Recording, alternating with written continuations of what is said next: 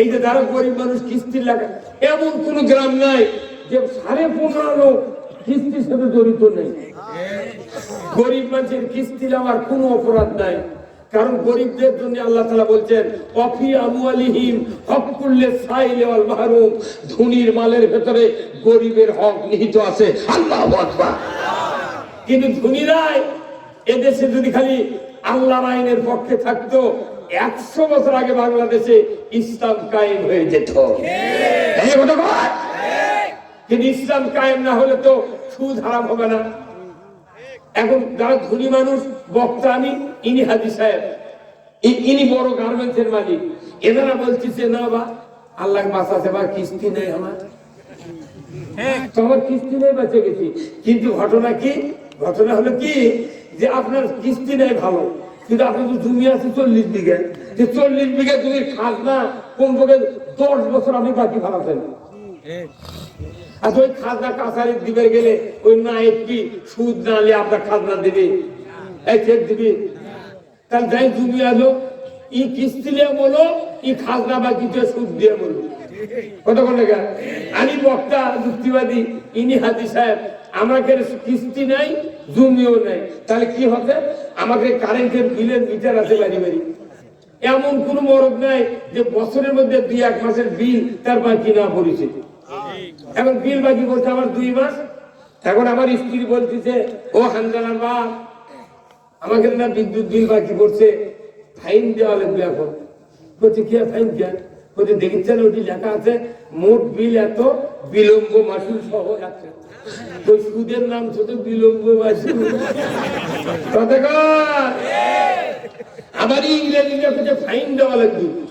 যেটি বিল দিবার গেছে ব্যাংকের ম্যানেজার কিংবা বিকাশের দোকানদার করতে, ভাই আপনার 2 মাসের বাকি ফাইন দেওয়া লাগবে, ওটা সুদও করছে না। কি বুদ্ধি করে আমাকে মারে ফেলে দিচ্ছে। আর এই পাগলেরা করছে না ফ্যানের বাতাস খাওয়াই লাগবি, দেখো বিল। তাহলে আমরা কারেন্ট নিয়ে বক্তার হাজি বাঁচলাম, আমাকে সুদ দেওয়া লাগলো। এখন তাই বড় ব্যবসায়ী, ইনি আমার কাছে আমি ঢাকার দোকানদারি করি, আমার জমিও নেই, কিস্তি নেই, পল্লী বিদ্যুতের বিল তো বাকিরই প্রশ্ন আসে না, টাকা আছে ঘর করে বিল দিয়ে দিই। কিন্তু তাই আরো বেশি বলুন, উনি আবার 5 কোটি টাকা সিসি লোন করছে, করে বছরে 5 বার করে উমরা, 1 বার করে হচ্ছে বড় হজ, প্রতি বছর করে। এখন বাড়িতে সব নানার সাথে গল্প করছে, নানা হজরে আসো তো 6 বার চুমো দিচ্ছে, এইবার যায়। তখন আল্লাহ দিবেল করছে এই আর গাঁদা খাতে রে, এই আর গাঁদা খাতে কথা কর না, তুই সুদের টাকার লোন নিয়ে 3-4 বার করতে উমরা, আর বছরে 1 বার করলি তুই বড় হজ, তুই যে সিসি লোন করছু কত টাকা সুদ তুল দেওয়া লাগিচ্ছে। তাহলে এইভাবে পুরো জাতি সুদের মহা সমুদ্রে আমরা পড়ে আছি। ইসলাম যদি ক্ষমতায় দেয়, এই সুদ সাথে সাথে হারাম করা হবে ইনশাআল্লাহ। বেগম খালেদা জিয়া প্রধানমন্ত্রী ছিলেন না, ওই সময় 5,000 টাকা সুদে আসলে মাফ করে দিল সবুজ ভাই। আমার আব্বা আর আমি একসাথে বক্তৃতা করছি, আমার আব্বা 7টা বেটা সব আলিম, আল্লাহু আকবার। আমার আব্বা পাট পাকাচ্ছে, আগেকার আমার বক্তা ছিল কিন্তু পাট পাকাচ্ছে, বুঝছে, তারপরে পাট পাকাচ্ছে না এইভাবে। আমার গ্রামের এক মূর্খ মানুষ, নাম হলো সিরাজ আলী। সিরাজ আলী চাই করছে মামু, আমার বাবা ঘর মামু করে করছে, মামু আপনার খুব ভুল হয়ে গেছে। পারে কি ভুল করছে? যে আপনার 7টা বেটা আর আপনি এক বাপ, তার কয়জন হলেন? আপনারা এই খুবই ভুল করছেন। কি ভুল? কয় না তোর আব্বা করে রুল আয়তো বা কি ভুল করছিল?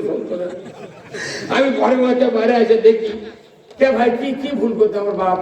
করতে পারে ভুল আর বেশি নয়, এই যে খালেদা জিয়া 5,000 টাকা সুদে আসলে মাপ দিয়েছে, এই তোমরা যে 5,000 করে টাকা নিলে 5-8টা 40,000 টাকা দেওয়াই লাগলো। তখন আমি সাদরে দুটো খুলে দিচ্ছে, তোর বাটাম ফাটানো থাম। আব্বা করছে তুই দুটো কি করবো? বলছে আব্বা এই আপনার ভুলের কথা বলে, কারণ খালেদা যে গরিব মানুষের সুদ আসলে মাফ করেছে আলহামদুলিল্লাহ, আমার আপনার ভুল ধরিচ্ছে গা, ই আবার আমার সুদে কিস্তি লিবার কয় কারণ লাগে। উইতন করছে মূল সাহেব, মামু আপনার বেটাকে আমার খেপলো, খেপতি তো কি ভুল করছি আমরা? কোটি কোটি মানুষের উপকার হবে 5,000 টাকা সুদি আসল মাফ করে হয়নি। আমরা এই কথা কই, তাও বিএনপি ভাইরা বোঝে না। দেখে ওর কেড়ে কথায় সামাগিরি কথা তো কয় কেমন এটি খালেদা কথা করো না, কয়বার করে করো, কয়বার করো না। এমন কোন সরকার নাই 300 টাকা বস্তা ইউরিয়া দেয়। আমরা আবার চাচু খালেদা খালি বাঁচা থাকলে ও আবার রাষ্ট্রপতি পাইলে এই দেখো 150 টাকা বস্তা সার লাগানো হয়নি। ও বাইদুল কাদের তুই মোর মুখে সারের দাম কমাতে তুই দেখে মরে না কথা বল মরেনি করে মিশে আল্লাহ করে বাঁচা থাক। তোরা এগুলো দেখে না, বিএনপি তো আমাদের না খেলা আগামী দিনে বাংলাদেশে কোরআনের পতাকা পথ করে উঠবে ইনশাআল্লাহ। হবে না, অমুসলিম আরো বাংলাদেশের জামায়াত হিসেবে থাকবে, কোন দলের ক্ষতি হবে না।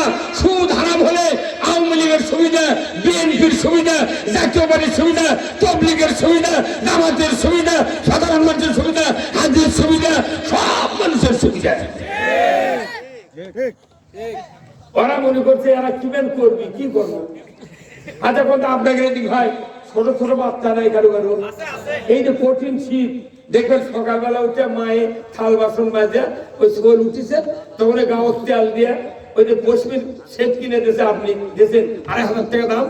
তখন মায়ে ওই ছোট ছোট বাচ্চাকে ঠাঙ্গ দিলে 1 লাখ ধরে ঢুকে দিচ্ছে, কিন্তু এক পাও দেয় আর এক পায়ের ঘর দেয়, ওই পাও খুলে বেড়ে দেয় 5 বার। যতই দিতে খুলে ততই মায়ের দৌড়ার মুখে যতই ভরে দেবে লাগে, শোল চিৎকার করে কান্দে। এর মধ্যে শোলের বাপ নইমের বাপ করছে, কেন শোল কান্দে কেনা কানবি, আমি কাপড় করে দিচ্ছি, শোলের ফুট কাল হয়ে গেছে শীতের চোটে, খালি কান দিচ্ছে। তুমি এনে আসো তো, তোর রাজ্যে বাপক কথা তুমি এনে ধরো।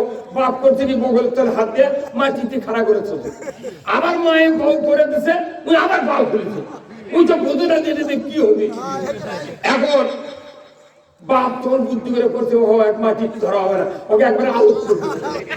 যখন আলোক করছে তখন ফোর্সপিল পায়ে তোমার 2 পাও একবারে মাই দিয়ে তোর টান মারছে, তারপর ফুলাতা জ্যাকেট গাওয়া দিয়েছে।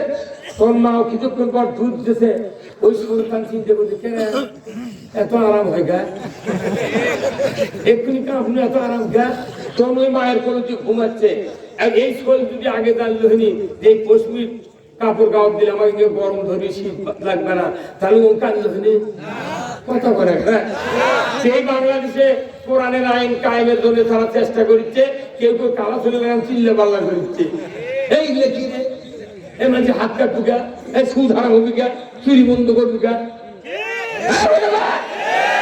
মাথা খারাপ হয়, কালা চলে লাগানো হবে।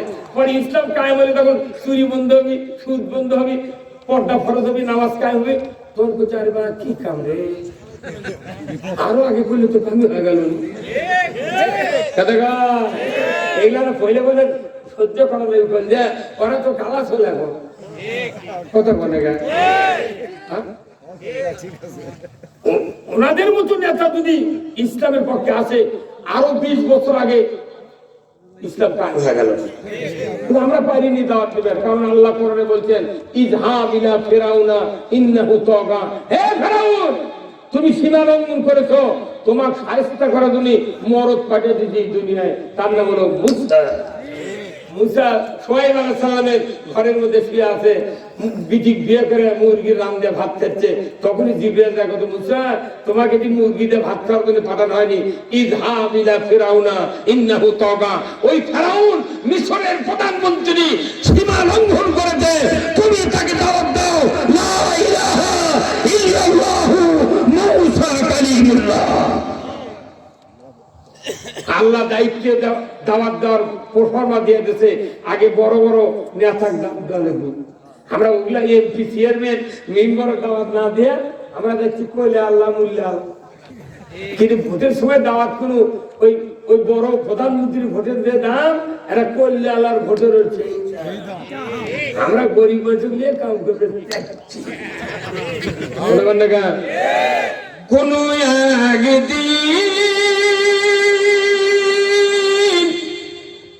এদেশের কাছে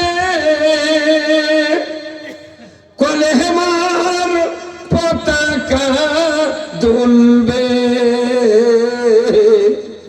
সেদিন সবাই খোদাই বিধান পে দুঃখ বেদনা